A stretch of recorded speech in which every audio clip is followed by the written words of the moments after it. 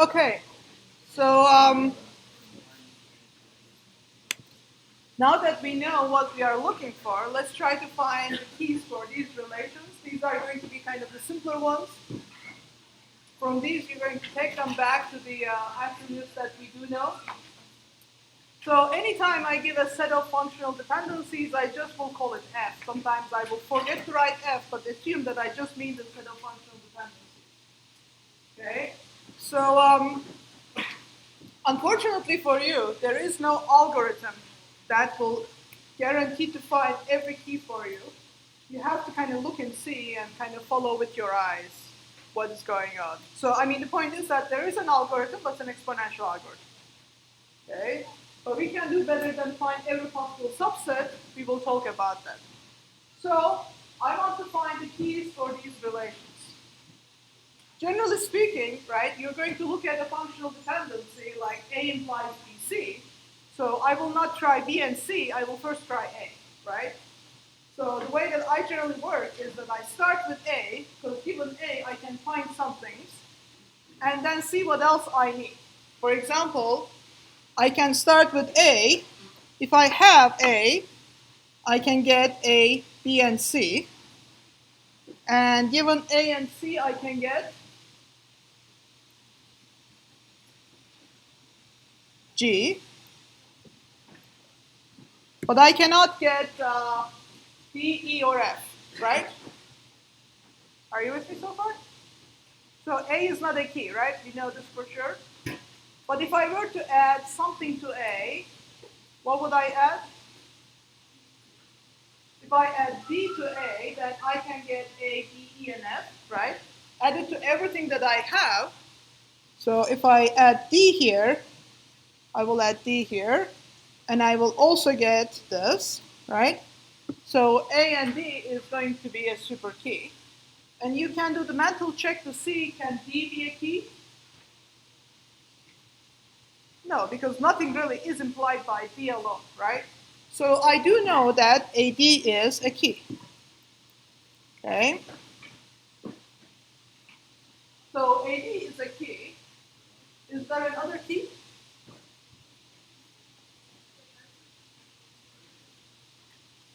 Because AC implies G. So this is a G. I know nobody can read what I wrote here. So this is a G. Right? Is there any other key that you can find?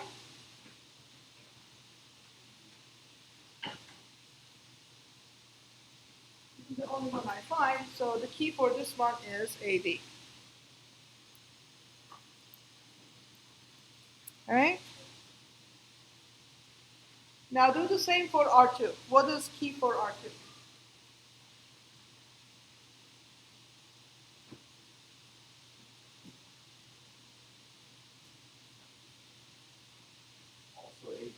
Also AD? People agree?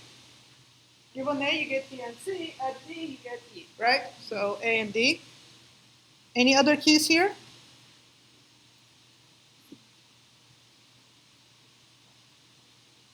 No. All right, so how about this? How about R3?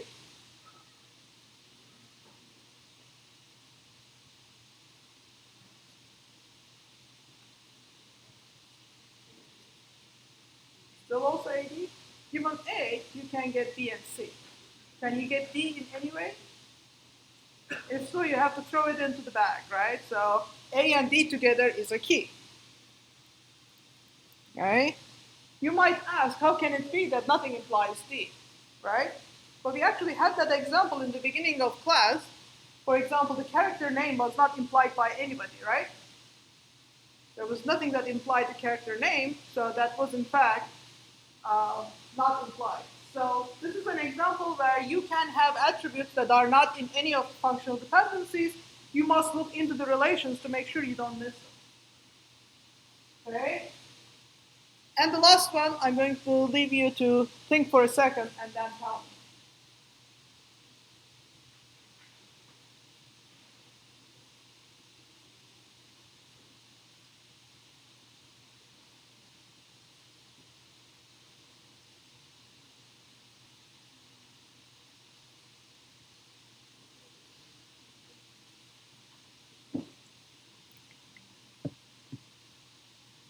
All right, any takers? Yes. B and B and E. All right, so let's see if that works. So given B and E, I can get F and G. I do need a C, right? If we throw in the C, right, then I get C and A, and then D, right? Okay. What else? AE. Does AE work? So given A and E, I can get B, C, and D. Given B and E, I can get F and G. That's it, right? I don't need to find A again. A is already known. All right, what else? Would that mean that one of those keys is better than the other key, or is it just like You can use either one. One is not smaller than the other one, right? So they are incomparable. If one was a subset of the other one, right, then it would be.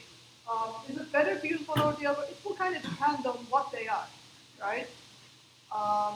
But you know, it is a cluster something here. This is a complex relationship. Yes. But CGE what?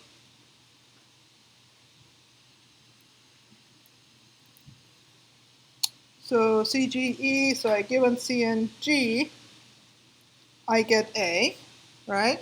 So now I have A and E together, right?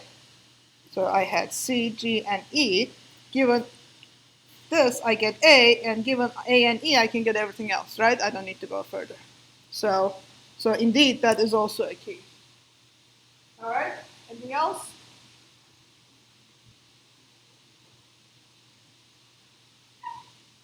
Now, over time, you learn to kind of get the mental shortcuts for this, right? So as soon as you find one, the others kind of become easier. For example, if you find A and E, then you know that given C and G, you can get A. So I can take A and replace it with CG, and then see if that is a subset of something, right? So you can work backwards and forwards, but it is not something that I can tell you there's a single algorithm to find it. But I generally start from the left-hand side, see how far I get, and then I throw in whatever I don't have, and then eventually simplify the ones that seem to be implied by the others, right? So you're not always guaranteed to find unique ones. But indeed, this relation actually has three keys, right? So my keys are AE, BEC, and CGE, okay? And this is the basic principle we start with first, right? So the idea is that given a relation, you have to find the keys. So if we go back to the massive stuff that we had, okay, all right.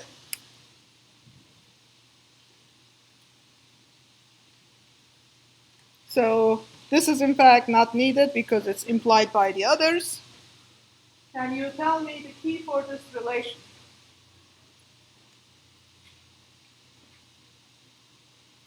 So I need to have show ID and season number, episode number,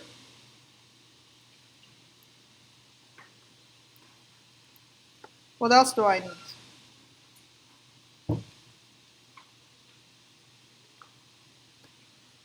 I need episode cast actor ID, because nothing implies these, right? Nothing really, these are not ever on the right-hand side, so you can never get them. So I definitely need episode cast actor ID.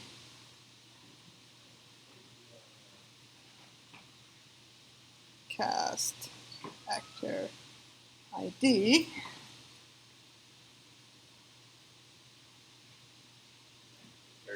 Character name, because that nothing implies that that's a sad attribute. So character name. All right, cannot fit it there we go. Okay. Once you find that one, you can find another one because we had actor URL implies actor ID and actor name. So you can basically replace this with actor URL too if that is true. So you can have a second one. Okay.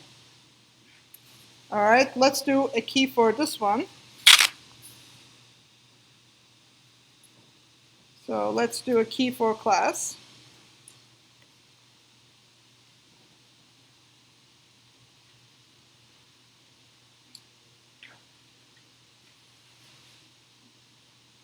It has to have CRN.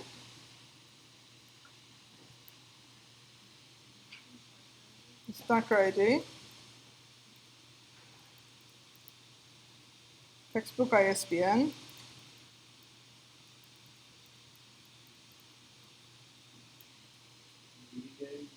That's true. Meeting day. Meeting time. I don't need classroom if I have meeting day and meeting time. Because if I put classroom, I still need meeting day and meeting time, then that will not be minimal. What was it? Textbook. Textbook author. That's true.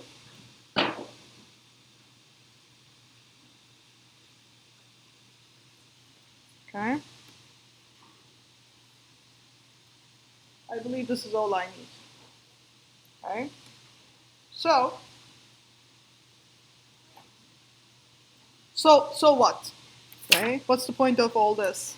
What is the meaning of all that is? Okay. Now that you have a relation and you have your keys, you can actually now say if it's a good relationship or a bad relationship. Okay? So good or bad is now definable. Okay? But the only way it is actually definable is if these functional dependencies are kind of the minimal set. If I can simplify them, then I would like to really first simplify them and talk about the minimal set. But before I define what the minimal set is, I will first define what is a good relation. Okay? Then we have to do technically how I can actually be sure that I am measuring this correctly. Okay? So let's talk about this. So given a relation R and F set of functional dependencies, you find the keys, right? With keys implied by these.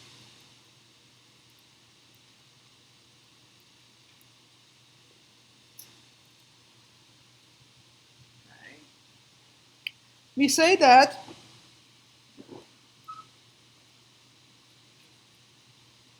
R is in Boy's code normal form. Okay. It is just that two different researchers, one named Boyce, the other one named Codd, found it at the same time. So that's why students forever have to learn the Boyce-Codd normal form. Or BCNF. Okay. If every functional dependency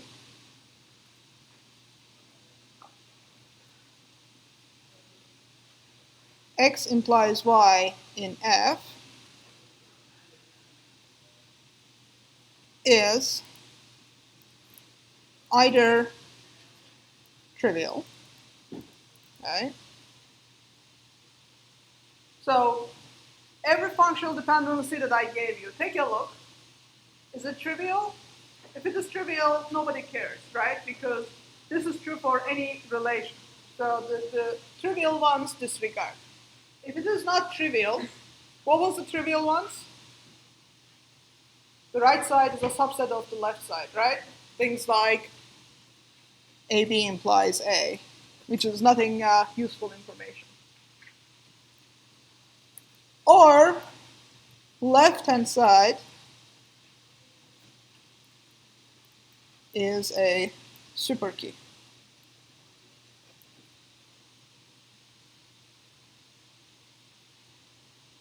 Okay. So if you have set of functional dependencies, the left-hand side should be a superkey, or you have a totally useless functional dependency. Okay? And this should be true for every single functional dependency. If this is true, it will be in Boyce-Codd normal form. Given a relation R and set of functional dependencies F, right? With keys implied, yeah, this is not necessary. I help you there. Right. So basically all that it is saying is that every meaningful functional dependency should be key, superkey implies other stuff. Anything else is not valid. Okay? So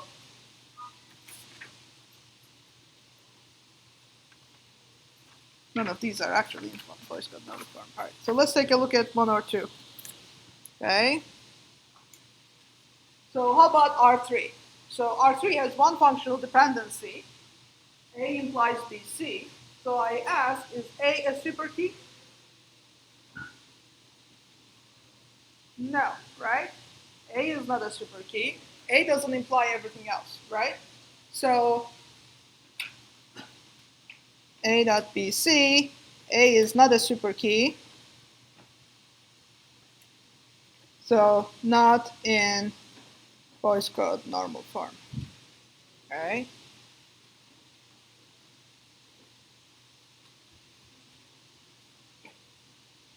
These are such great relations that there is not even a single functional dependency that actually has a superkey. So that I can actually show you the example. So let me give a different example. None of these are in Boyce-Codd normal form, right? Neither one of them. Let's do a simpler example. So let's say I have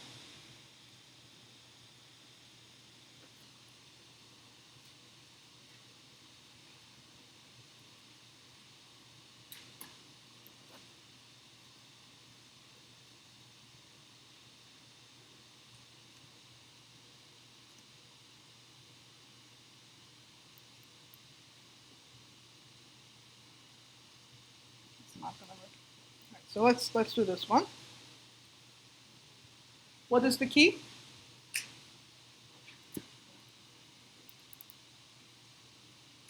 AD.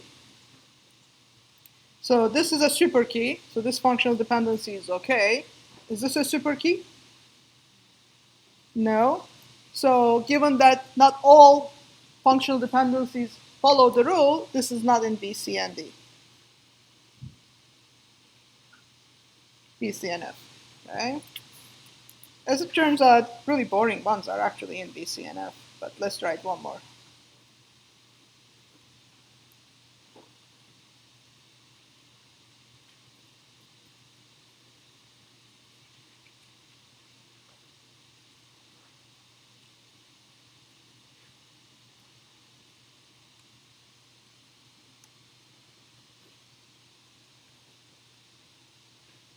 So, what is the key in this case?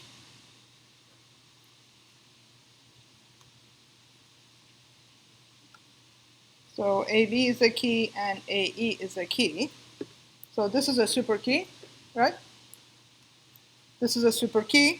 So this is in BCNF.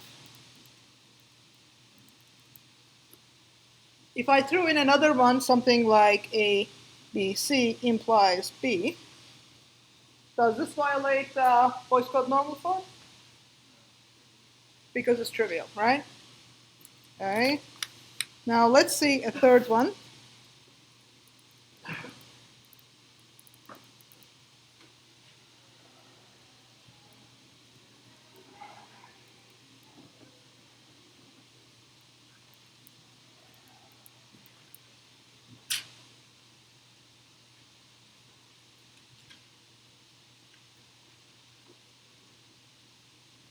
on.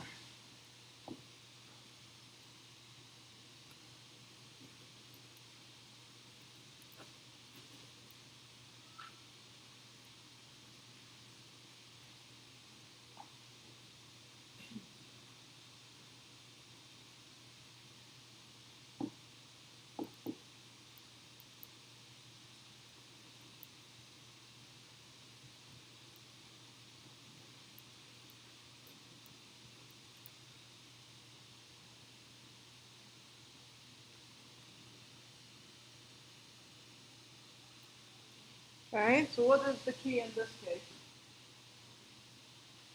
So AB is a key. And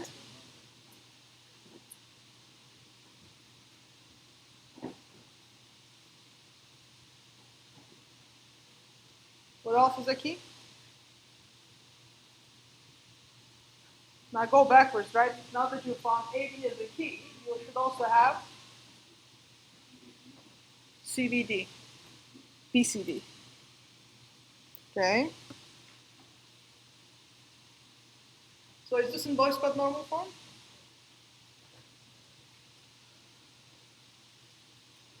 No, because this is a super key, but this is not a super key, right?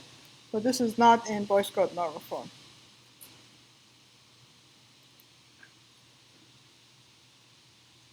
So Boyce-Codd normal form is very, very simple. It just mostly says super key implies something. Every functional dependency should be like that. Question? Now, if it was AC, if it was ACD implies A, then it would be in Boyce-Codd normal form, right? Because that would be trivial. Yeah. ACD implies A would be fine because that's trivial. Anything else? So Boyce-Codd normal form is the golden standard. You want all your relations to be in Boyce-Codd normal form. Okay? Because that basically says that you're not going to have any of these bad cases that we generally find. Okay? So going back to these, are these examples in Boyce-Codd normal form?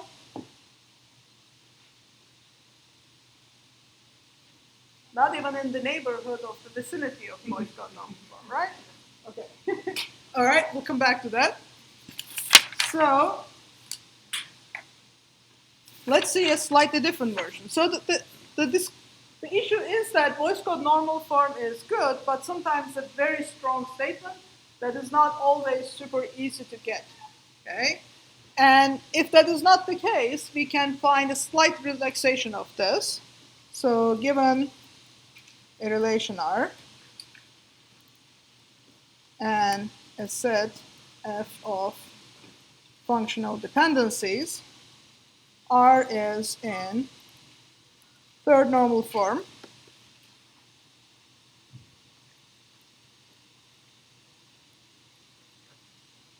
If all functional dependencies in F are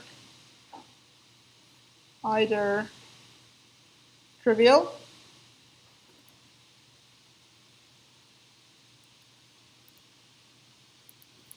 or have a super key on the left. Right? So far, I've written the exact thing as Boyce-Codd normal form, right? So if every functional dependency is either trivial or have a super key on the left, it's in Boyce-Codd normal form, right? But I'm going to give you an escape hatch. Or Y contains all prime attributes. Okay. I haven't defined what that is. Okay. Prime attribute is a simple idea. So prime attribute is any attribute in a key.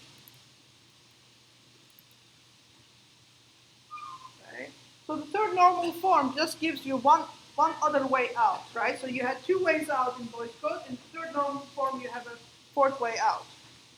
And that only happens for a very simple thing where even though the left-hand side is not a super key, what we imply is not so important because it actually appears in a key, so it's going to be unique.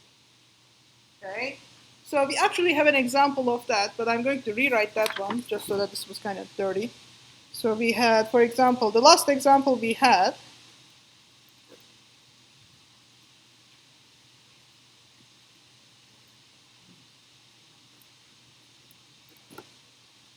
was this. Then we found that my keys were A, B, and B, C, D. So if this is the case, my prime attributes are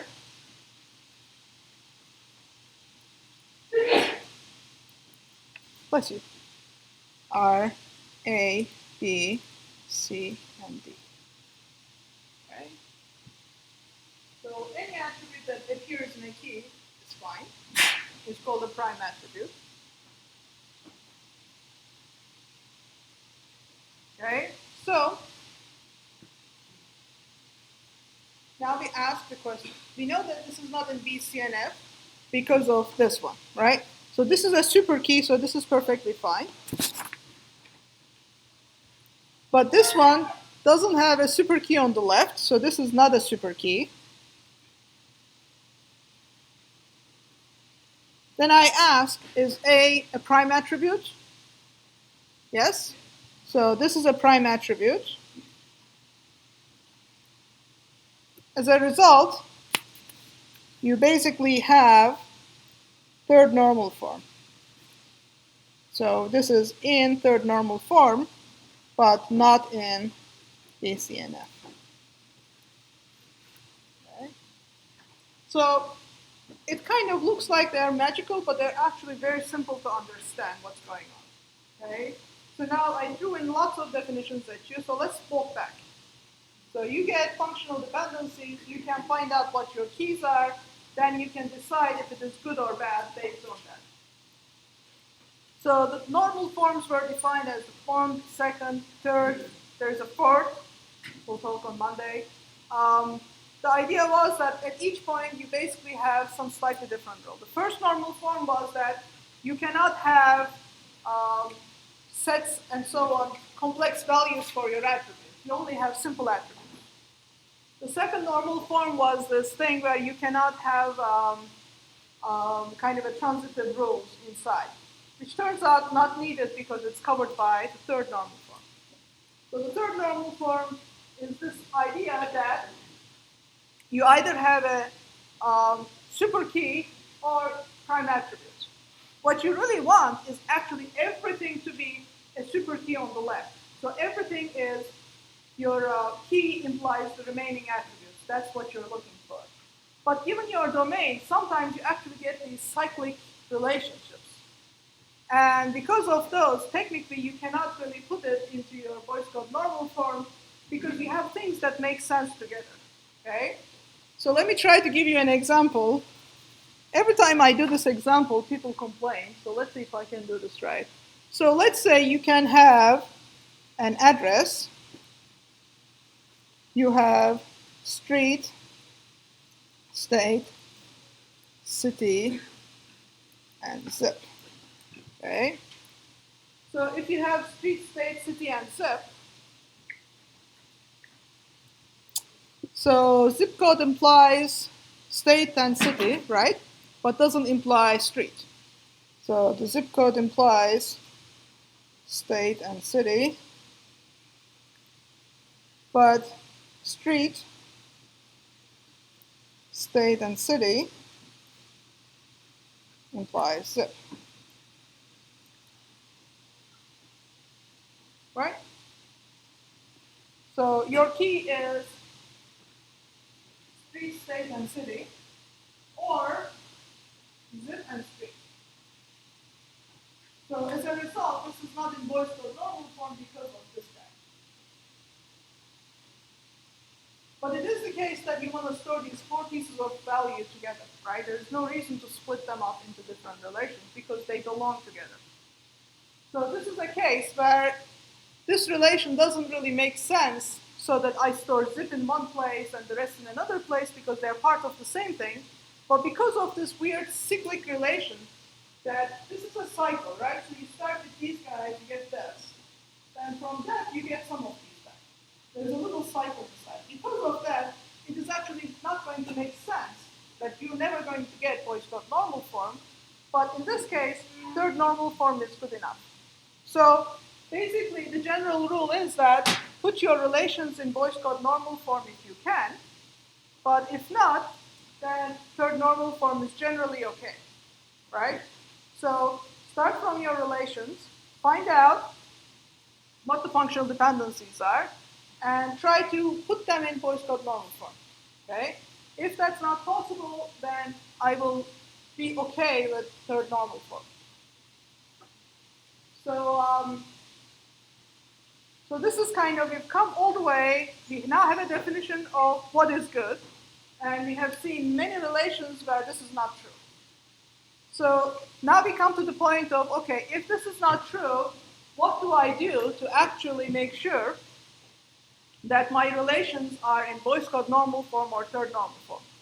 Okay, so if this is the case, what we need to do is we need to decompose.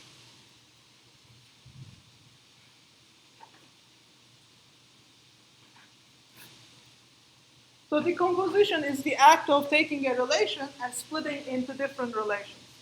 But you cannot just do it in any possible way. The functional dependencies tell you what are the right ways to do it. Okay, so we have to define that precisely. So given R and set F of functional dependencies, basically a decomposition is given as follows.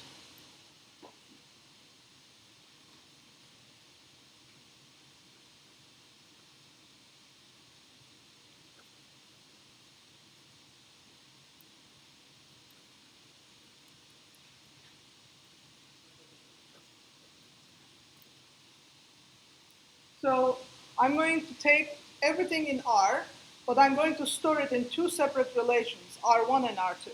And for each relation, there's a set of functional dependencies. How to get those, we will see in a second. But general idea is that I want to make sure that A1 through AN and B1 through BM is all attributes in R. Okay.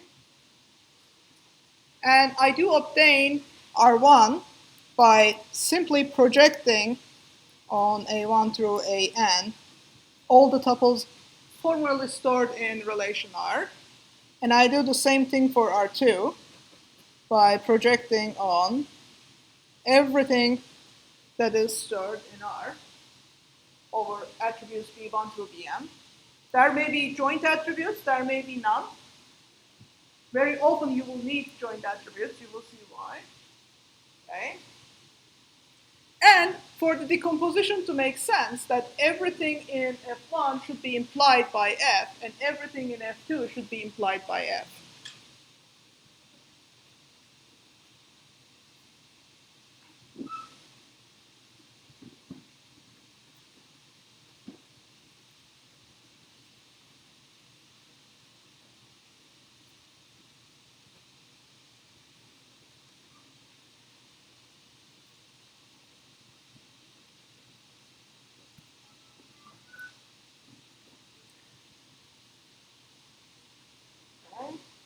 So if it is not in one of these, decompose it into two relations such that project over the attributes in both, you will get a new relation. And for each one, you will have a set of functional dependencies. But what I want is that there are two properties I want. So my decomposition is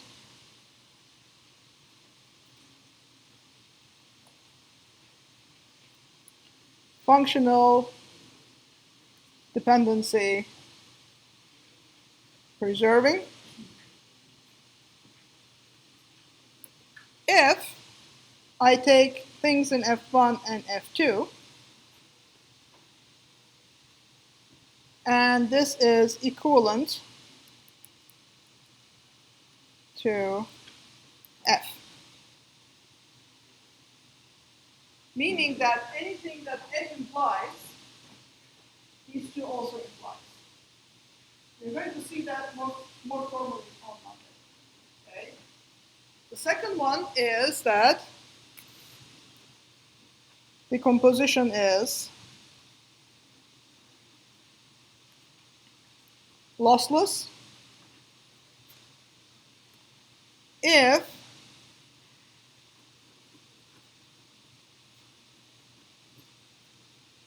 is guaranteed.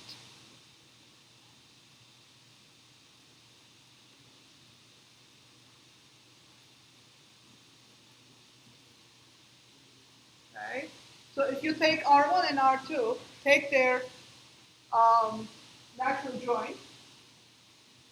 Okay? Now the book apparently, okay, I keep forgetting which book uses that. The book uses also this to mean a natural join with no conditions. That's fine. That is okay as well. Okay, this is also another way to write natural join. Okay, so the natural join over common attributes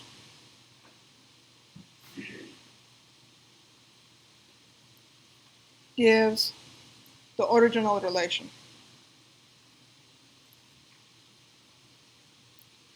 So by all means decompose, but don't just do it randomly. Okay, so if you're going to decompose, you have two rules.